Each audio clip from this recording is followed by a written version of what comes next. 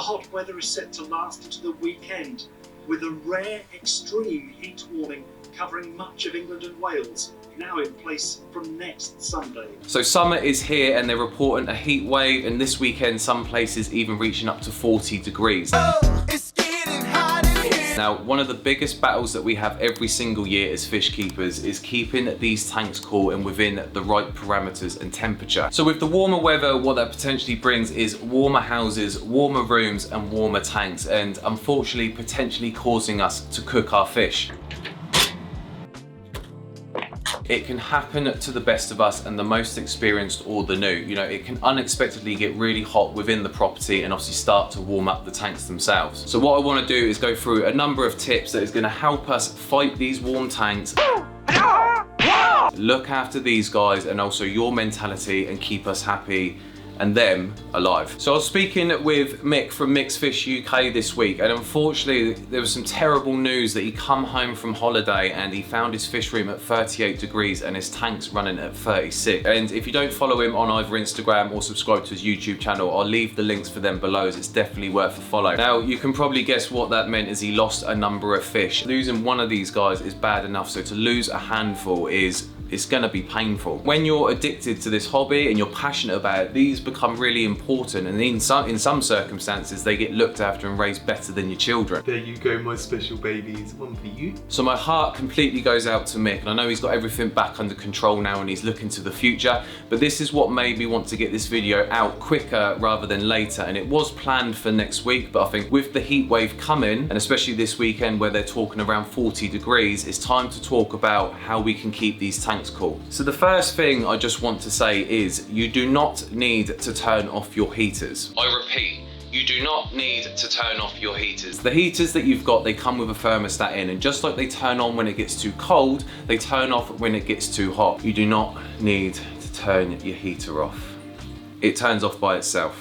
Okay, so the first thing we're going to talk about is your house prep or your fish room prep in general. But what we experienced here when we moved into this house, we moved in through the summer and we found that things like the living room and some of the rooms were getting up to 32, 34 degrees. Now, it wasn't so much of an issue with the living room as the discus were in there, as they were going to sit comfortably at that temperature anyway. But for things like the fish room and any of the other tanks around the house where they're more preferred is 25, 26 degrees, it was going to be a problem. So the first thing you really want to start to look at is, wait, how can you cool the house down before the day begins? So we went and had white blinds put up, and the curtains that were going across the sitting room windows, they have white reflectors on the back. If you're capable of having the windows open overnight, leave them open, get them open as early as you can in the morning, get the air flowing through the house, and just prepare the home, or get the home as cool as you possibly can, again, to avoid warming up the tank. So another great and easy thing that you can do to help keep the tanks cool is get a fan over the top of the tanks if you've got an open top, or over the sump itself. Now again, a fan, it may be something you've got lying around the home, it may be something you have already, or they're cheap enough to go out and buy.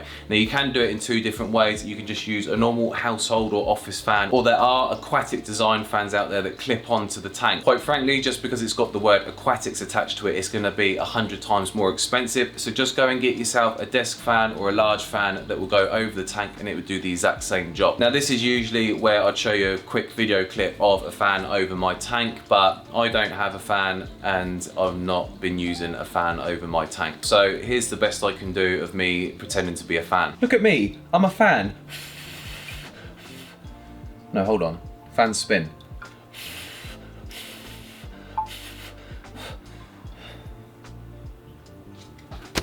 Now, if you've got the time and the availability, frequent and small water changes. Now, the key word there was small water changes. Obviously, making sure the water coming out of your tap, or if you're on the salt water side, the water that's coming out of your barrels or your salt water, make sure it's cooler. I know there's been a few people who've reported that their tap water is coming out just as warm as the tank water itself. But again, the small water changes, again, just to drop the temperature down. But the reason you're doing small water changes is just to ensure you're not giving the fish too much of a shock when the temperature drops and then highs again. So water changes are a quick and easy way to drop the temperature back down if it starts to get a little bit too high.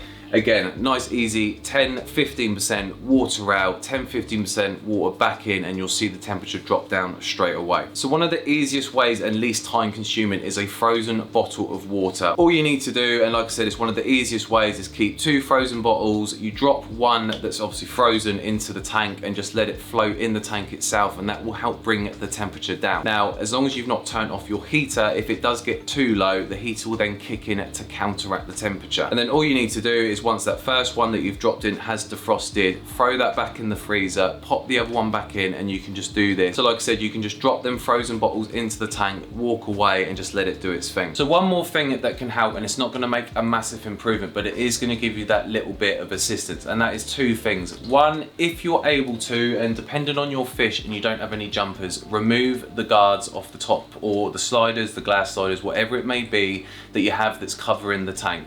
Again, just letting some of that heat release out of the water column itself. Now again, depending on if you're growing coral or if you've got plants in the tank, especially if you're using T5 light bulbs, is turn the lights off, or if you can shorten the time that they're on. So over a long period of time, again, the heat coming from the lights is going to affect the temperature of the tank. Now I know they're not super hot. T5s, yes, they do give off a lot more heat, but again, just reducing that light or turning it down or turning it off completely if you're able to, will again just help bring that temperature down just a little bit and stop warming your tank up. So with the heat as well that's coming, there is just a couple of other things to keep an eye on, and one main thing, especially with saltwater tanks, is the evaporation is going to be a lot more, or slightly more than usual. So just keep an eye on your salinity levels and making sure you've got enough RO there to keep the tank topped up. Especially if you're looking after coral, there's going to be a number of different corals that aren't going to like the salinity swings on top of already the heat swings. So just keep an eye on the salinity that's going on in the salty tank itself. One big thing to remember is the warmer that your tank gets, the more oxygen depletes from the water column. Increase the oxygen even more. Make sure you're getting plenty of surface irrigation and breaking the surface in the tank itself. It's always a good idea to get an extra thermometer placed inside the aquarium itself. You know, they cost £1-2 from, say, Maidenhead Aquatics. So you may already have the thermostats in the sump or in the tank itself. It's worth just getting another mercury thermometer just to give you that second reading, just so you can double check what your tank's doing and what the temperature's at. Now, one extra thing just to check before you go running out for your fan or start doing your water changes and freezing bottles of water is just do a little bit of revision on the stock and the fish that you're keeping. Now I know the general knowledge and information that's given out is an ideal temperature for these tanks is 25 degrees, obviously a little bit warmer if it's discus, but you may have fish in there that are capable of handling temperatures of, say, 26, 27, 28.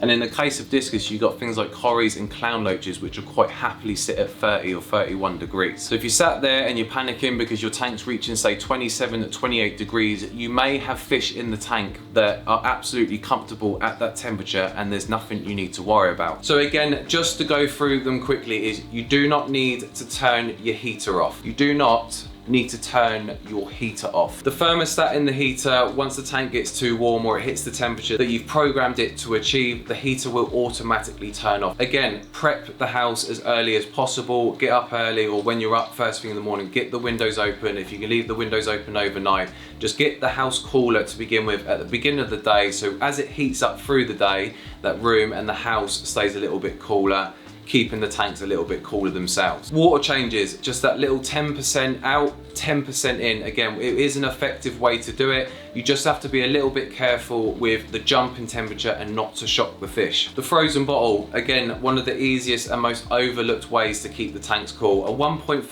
litre bottle of water, keep it frozen, keep a second one frozen, drop it in, let it defrost, let it bring the temperature down, and then swap them over, and just keep doing this every sort of 4 to 5, 6 hours. Fans over the top of the tank. Again, a nice easy thing, probably something you've got lying around the home, or again, cheap enough to go out. I know it may be difficult to come by one at the moment. Everyone's going to be running out to get fans, but again, a fan over the tank or over the sump itself will help drop down that temperature. And again, if possible to do so, and you're confident you don't have any fish in the tank that are going to jump out, remove the glass sliders from the top of your tank, and if you've got any covers, remove them as well. And then obviously you've got the lighting. If you're able to drop the lighting down, turn the percentage down. Again, especially if you've got T5 bulbs, if you can turn them off completely or just shorten the light time in general, it's that little bit that's going to help contribute. Well, what you could do to deal with the problem is throw some money at it and go and buy an aircon unit.